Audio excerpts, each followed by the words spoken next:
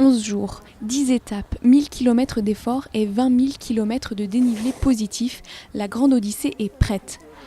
Pourtant, à cause du manque de neige, elle a été remise en question plusieurs fois. On a fait une réunion de crise il y a de cela à peu près une semaine et demie. Les conditions d'enneigement étaient totalement nulles. Le froid ne permettait pas de produire de la neigiculture, donc nous étions dans une situation pour laquelle on avait quasiment posé la question de fond, faut-il ou pas la maintenir ?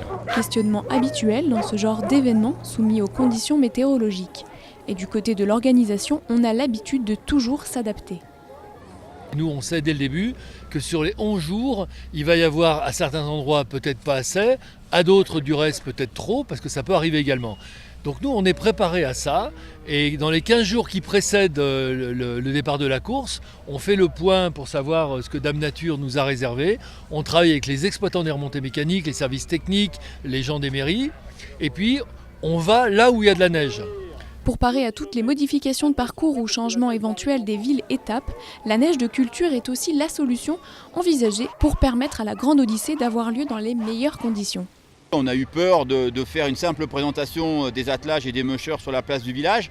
Heureusement, le domaine skiable, on a des bonnes réserves d'eau, il a fait froid et le domaine skiable a pu travailler en faisant travailler tous les enneigeurs. 90%, 95% de la neige de culture et puis les 10% qui restent, c'est la petite chute de neige qu'on a eue il y a maintenant 48 heures.